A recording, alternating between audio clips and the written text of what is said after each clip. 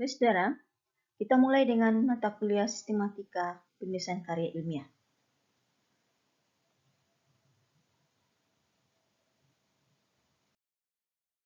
Bagian pembuka untuk sistematika yang pertama itu halaman sampul, halaman judul, halaman pengesahan, abstrak, kata pengantar, daftar isi, ringkasan isi.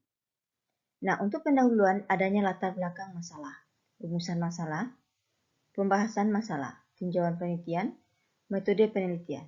Kemudian bagian pembahasan ada pembahasan teori, kerangka pemikiran, argumentasi keilmuan, pengajuan hipotesis.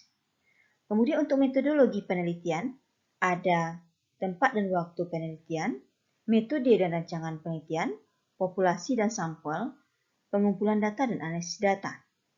Kemudian hasil penelitian, adanya jabaran variabel penelitian, kemudian hasil penelitian, pengajuan hipotesis dan diskusi hasil penelitian. Kemudian adanya bagian penutup, yaitu berisikan kesimpulan dan syarat. Lalu ada bagian penunjang, berisikan daftar pustaka, lalu lampiran-lampiran antara lain instrumen penelitian, daftar tabel, dan riwayat hidup, dan lain-lain. Ya. Bagian pembuka. Sampul itu biasanya adanya disebut dengan cover. Ya, kemudian ada halaman judul.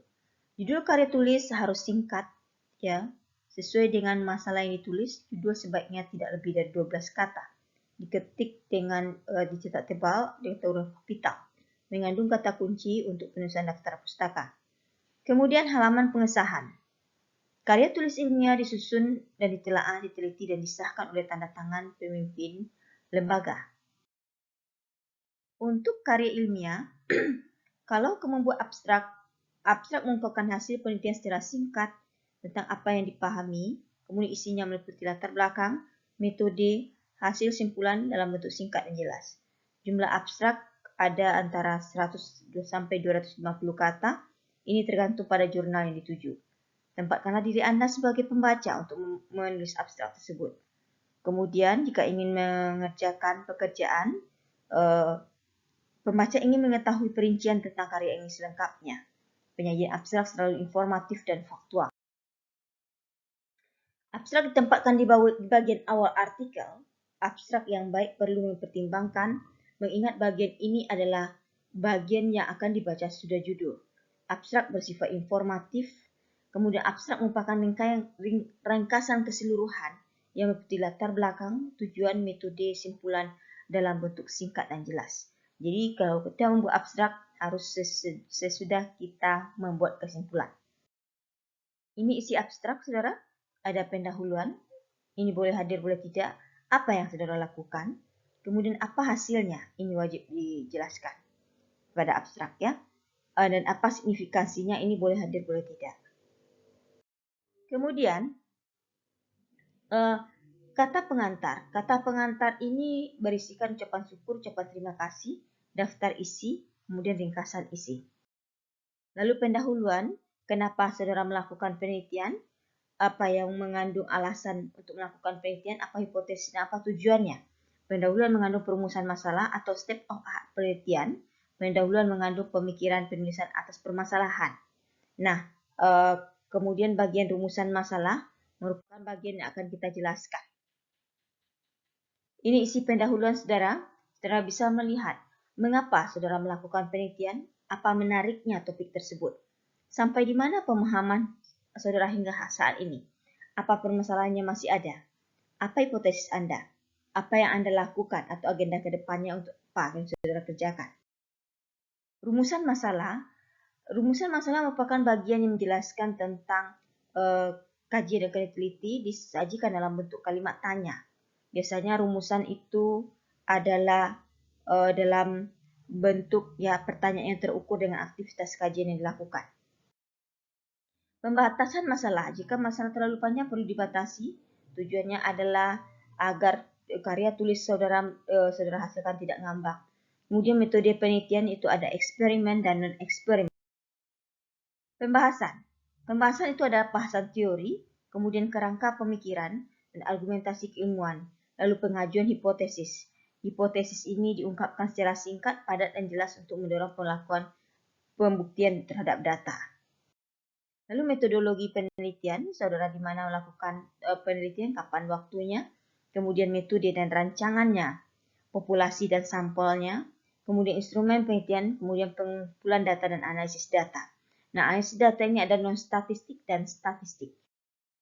Kesahihan diperoleh dalam penelitian ditentukan oleh materi dan pendekatan metodologi yang digunakan, kemudian secara rinci metode yang digunakan, kemudian jelaskan secara rinci cara, frekuensi pengambilan sampel, dan sebagainya.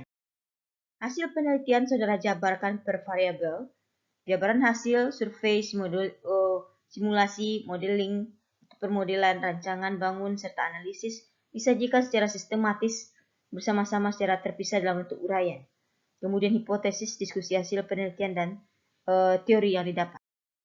Nah, penulisan hasil dan pembahasan disajikan dengan diungkapkan secara lugas dan jelas. Untuk penyajian data yang sederhana, gunakanlah tabel. Untuk data yang banyak, gunakan grafik dan gambar. Jangan menyajikan gambar dibangun atas data yang disajikan dalam tabel. Mulailah menulis hasil dengan cara sistematis. Cara penulisannya harus bersistem. Mulai dari hasil yang utama, kemudian diikuti dengan data yang mendukung atau sebaliknya. Ini pembahasan tulisan dengan bahasa yang jelas ya. Ditulis dengan bahasa yang sedemikian rupa, terlihat entah perbedaan hasil kajian yang sedang dilaporkan dengan kajian sebelumnya. Pengutipan juga dilakukan tapi jangan terlalu panjang. Kelompokkanlah beberapa penelitian sejenis jika pengelompokan menjadi lebih pendek dan enak dibaca. Penutup, saudara, untuk karya ilmiah saudara harus membuat penutup berisikan kesimpulan dan saran. Simpulan merupakan generalisasi berkaitan dengan masalah yang diambil. Pada bagian simpulan, ungkapkanlah makna merupakan deskripsi. Simpulan tidak hanya mengungkapkan fakta tapi juga harus menjawab hipotesis. Kemudian di simpulan ini terkandunglah pernyataan secara ringkas dan padat tentang isi dari karya ilmiah tersebut. Penulisan simpulan dan implikasinya. Kesimpulan adalah jawaban atas persoalan yang diajukan pada judul.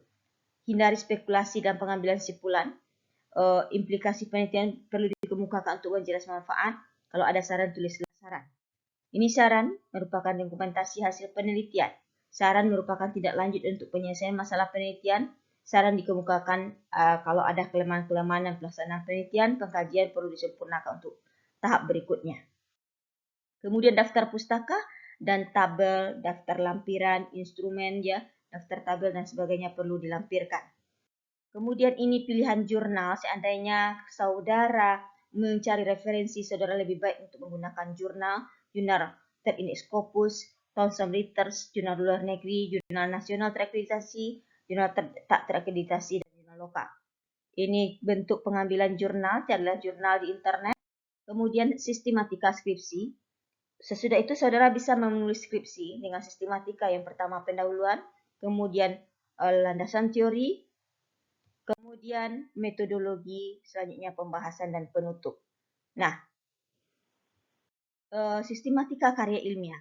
Seandainya saudara membuat karya ilmiah saudara itu lebih pendek dengan dinyatakan sistematika bagian awal adanya halaman judul, halaman kata pengantar, adanya daftar isi, daftar tabel, bagian isi ada pendahuluan, latar belakang, batasan masalah, tujuan, rumusan masalah, kemudian kegunaan, manfaat, ada bab pembahasan, kajian teori, pembahasan, kemudian penutup berisikan simpulan dan saran.